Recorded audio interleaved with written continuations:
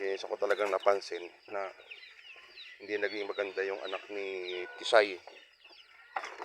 Kung ikukumpara dito sa ating crossbreed, tingnan nyo naman, oh, ang gaganda. Masigla na well yung yung kinapo natin.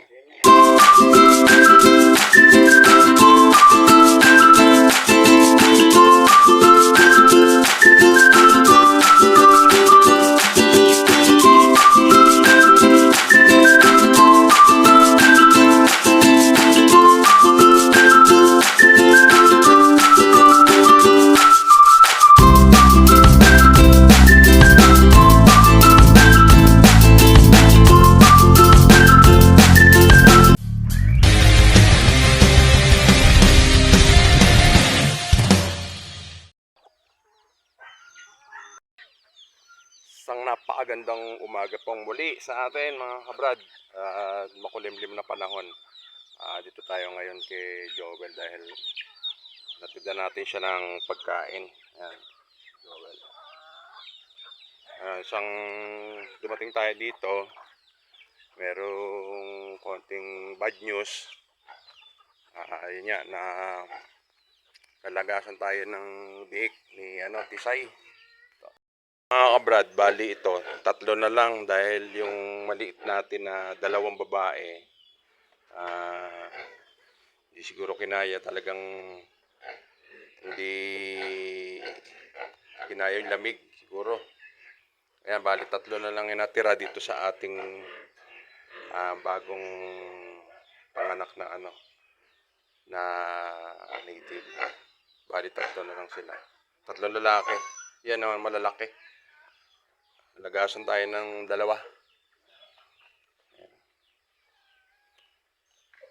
Napaka kasi ang ulan, sunod-sunod, lamig.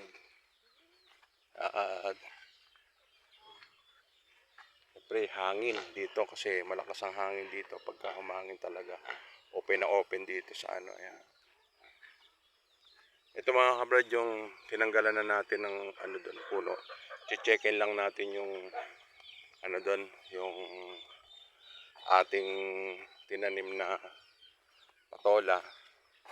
Bagay pa lang, ilang days pa lang. Sunday, Monday, Tuesday, 3 days pa lang. Hindi pa naman siguro lang mahirap dito umakyat.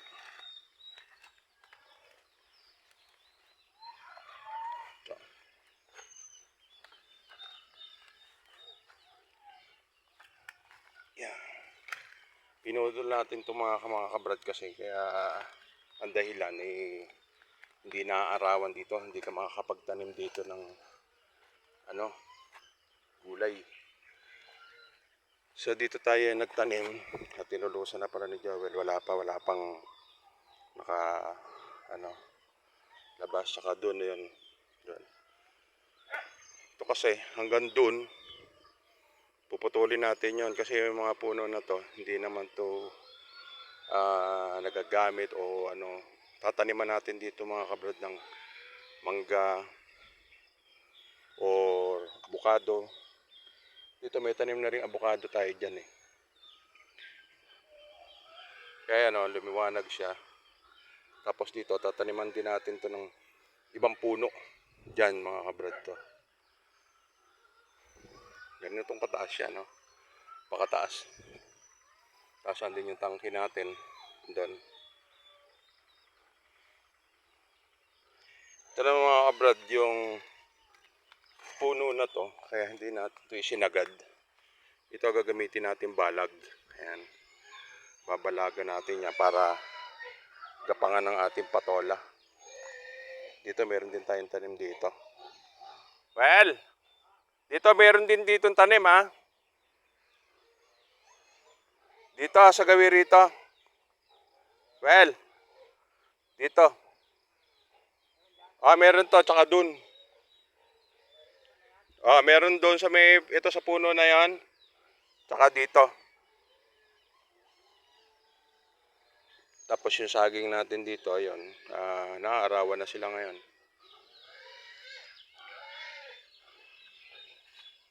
Tataniman naman natin to mga kabrad ng ibang puno na talagang at least pakikinabangan doon sa baba para yung lupa hindi umano. Ito yung tinira natin, mahogany mga kabrad. Ano. Daming mahogany rito. Ito, mahogany yan, mahogany. Ayan, hindi natin pinutol yan.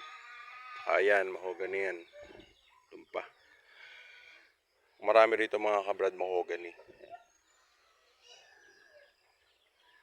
Medyo dito ang level siguro nito kung tutuusin nasa mga 6 to 7 meters ang taas. Hindi lang. Kasi ando ng mga 8 meters siguro. Mula doon kay Joel na yun, kung ile-level mo. Ayan. May mga alaga natin, mga manok na nakawala. Tapos doon mga kabrad, doon sa mga na yan, yung mga damo matataas na yun, puputulin din natin yan. Tapos para ma-open. Para ito mataniman natin ng ibang gulay or mga puno na pwede natin pakinabangan pagdating ng araw.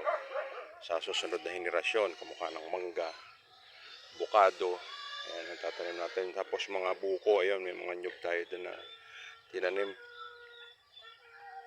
Tapos yung mga saging, ayan, tatanim din tayo dito. Doon pa mga kabrad yan, sa baba pa doon, layo-layo pa yan. Malawak ang pwede natin pagtaniman dito mga kabrad. Ang isa nga lang dahilan, kaya hindi tayo makapagtanim, ikot ng mga puno na yun bang tumubo lang na hindi ko alam kung sabi nga ni Kalolong, hindi naman daw ang puno yan. Pwede putulin. Basta ititira lang natin dito mga kabrad yung mga mahogany. Yan.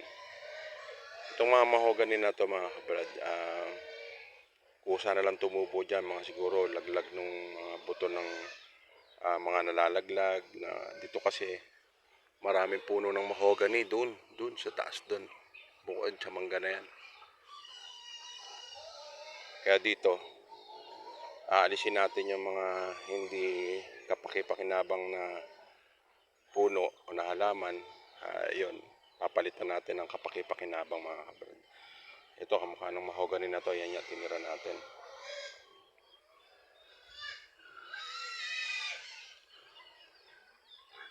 Pero yung mga puno na ibang pinutol natin dito, yun doon, hindi natin pinutol dahil yun naman, napapakinabangan yun.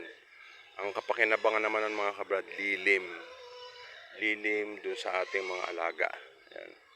Dito kasi, kaya natin pinutol itong iba. Dahil nasisilong niya yung kamukha nitong mahogany, nasisilungan. Hindi siya makaaangat, hindi siya laki, makasipa. Tapos yung iba nating mga halaman na yung kamukha ng mga saging, hindi makasibol, hindi makataas ng maayos. Tapos bukod doon, hindi tayo makakapagtanim dito ng ibang halaman kung hindi natin tatanggalin. Yung kamukha ng dito, kamukha niya, meron na tayong bali 4 na puno na tinaniman natin doon ng mga patola. Na pag ito ay yan kamukha dito. Pag yan mga kabrad, tumubo na, lalagyan na natin dito ng hagdan. Tapos ito naman, lalagyan natin ng alambre, papunta doon na yan, papunta doon. Parang yan yung magiging maninilbing niya, yan, balag. Para hindi na tayo gagawa ng poste, magtatayo. Yun yung ginawa natin, diskarte natin. Hindi natin isinagad yung puno na pinutol para yun ang magiging poste ng ating balag. Yun ang ginawa natin, diskarte. Sa pagtatanim naman ng patola. Yan. Doon naman sila sa kabila. Ito yung sa may timbang puti na yon. Yun na ang hangganan sa lote namin dito hanggang doon. Yan, papunta doon. Tapos yung sa sako na yon, ayan, yung nakatayo na sako na yan. Hanggang doon sa dulo pa doon. Tapos hanggang doon sa baba. Yun yung sa lote namin dito mga brad. Kaya hanggat meron kaming magagawa rito na pwede naming magamit o taniman, tataniman namin talaga yan. Doon malawak doon mga kabrad doon sa may kabila nung tangke na yon. Lilinisin na lang ngayon. Tapos wala namang mga puno dyan na kundi yung Ayan, yung mga parang kalyos lang yata na ano, pwedeng tanggalin na hindi naman napapakinabangan. Doon natin tataniman ng mga panibagong pananim, no? Papaya. Pwede tayo magtanim doon sa kabila. Doon kasi may tanim na papaya, kaya lang mga yung papaya, mga ligaw ba, yung maliliit na matataas. Kaya puntahan natin yung klase ng papaya na tumubo dito. Pero at least kahit paano, nakakain tayo ng papayang ligaw. Kumbaga, yan. Yan lang talaga dito. Medyo madulas.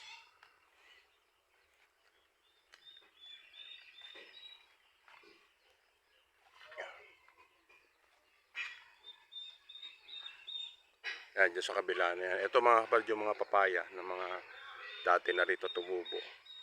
Ito naman namumunga. Ang ano nga lang sa kanila, dahil unang-una silong. Ayan, payat. Mga payat. Ayan o, mga payat. Tapos dito nagpatanim din tayo dito ng saging. Well, ito saging na to, saan galing? Ikakano? Ito? Ha? La Latundan? Ay, ito pala, latundan pala yung tinanim nito. Doon din, meron din tayong puno ng saging doon. Ayan. Yun, mga saba naman yun. Ngayon, ang dito, ang gagawin natin dito mga kabrad yan, lilinisin yan para mataniman natin ng papaya. Ito naman yung mahogany natin. Ayan, nakita nyo, napakalago. Kaya tumaas ng ganyan mga kabrad dahil hindi natin natitrim. Hindi natin napitasan noon nung... Kasi ito, nasa 3 years na to mga kabrad. Itong mahogany na yan. Kaya tumaas na ng ganyan. Nagkaroon na siya ng puno.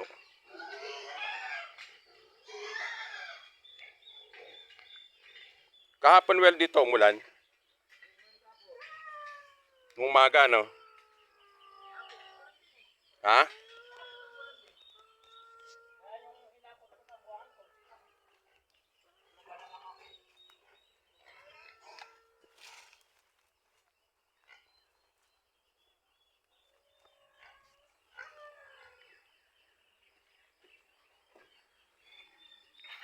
Yan. Yan. Tulas. Ayan, tignan niyo yung papaya rito mga kabada. Ang taas. Pakataas ng papaya. Pero meron na tayong pinunlaro na papaya na mabababa. Yun, mga imported siguro yun. Ang galing din sa ano, binigay sa atin. Well, ba't ngayon dun yung ano? Ito ka mga kabrad yung ating ano, ayan o. Nalagas nating bake kay Tisay. Dalawa sila, yung isang pinakamaliit, saka ito yung susunod na maliit. Yan. Kaya, well, yung si Tisay kasi, at saka si Bruno, ano yan eh. Oo, kaya yun yung isa kong napansin doon. Oo, nagkaroon tayo ng inbreeding doon kay ano, Tisay. Saan? Ayan, halos ano din eh, kaya nga gumawa tayo ng panibagong barako. Yung mga kabrad, ang isa ko na obserbahan, si Tisay at saka si Bruno, ano yan, yung kung natatandaan ko, yung nanay nila, magkapatid. Yun yung isa kong napansin dyan, kaya yung naging anak niya, maliit. Ilan lang yung malaki. Hindi siya pantay-pantay. Yung ikukumpara doon sa kay Brown, na inaiaying natin, maganda, pare-parehas yung kanyang anak. Pero well, yung doon sa may 5, kung mapapansin mo, pantay-pantay ang laki. Oo, yun, hindi yun inbreeding yung ano na yun. Oo, oo. Ano na. Kaya nga.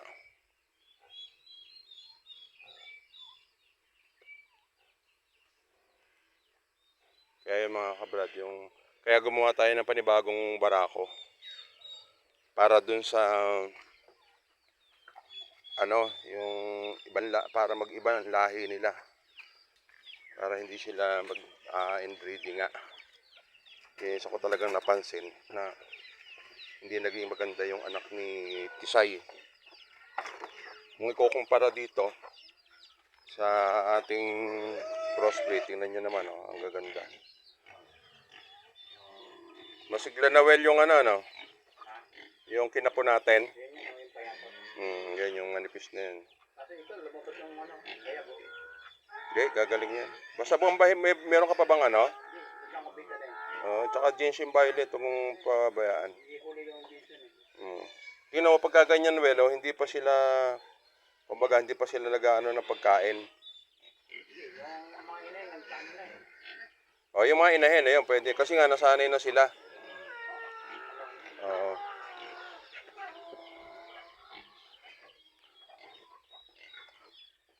Well, yung naalala, ang ko, itong isang natin, saan ba magandang ipwesto? Dapat yan, may bubong yan. Hindi, bububungan talaga. Pero nakatali.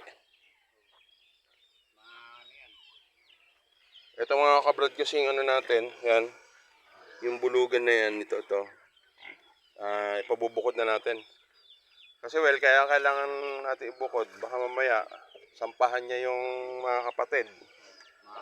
Oo. Sa buntis agad. Oo. Na yan, medyo agresibo na yan. Kaya yun, ililipat na lang natin mga kabrad. Siguro well, doon muna doon sa puno na yon. Yun, doon mo muna itali. Gagawa ka lang doon ng parang bubong. Pero kailangan to sa medyo patag, yung hindi siya mababasa. Yung hindi siya aagusan ng yung tubig. Hanapan natin ang pwesto.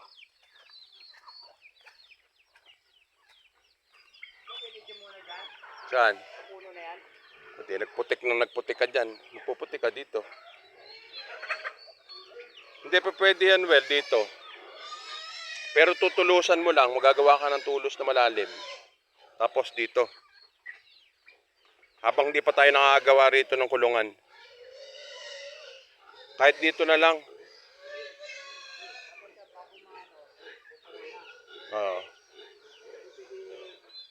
Hindi, ang lang naman gawin bubong dyan. Tulos lang tapos yero lang na kubkub. Yan lang naman ang kailang importante.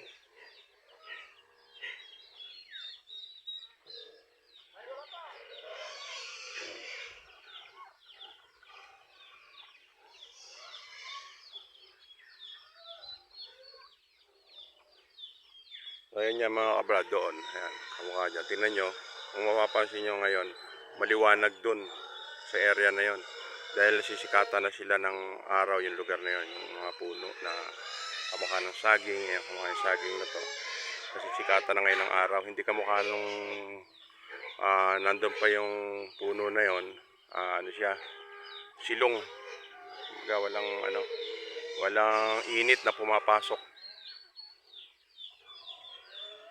So yun naman, papalitan naman natin yan ng ibang puno talaga na pwede natin pakinabangan pagdating ng panahon at makakatulong dito sa lupa na para protektahan itong pababa na yan. Dito sa baba, ayan, tatanim tayo dyan. So ayan nga mga kabrad, papasok na. Medyo dumaan lang tayo dito kay Joel para magatid ng kanyang pagkain. Tapos yun nga, yung isang hindi natin magandang balita na nalagasan tayo ng 2 biik. Sobrang sobrang lamig mga kabrad. Sobrang lamig. Talagang ganun, kasama talaga dyan sa pagpaparm na talaga malalagasan ka. Lalo na pagka ganyang kalamig ang panahon. So okay na mga kabrad, muli maraming salamat sa atin lahat. God bless po.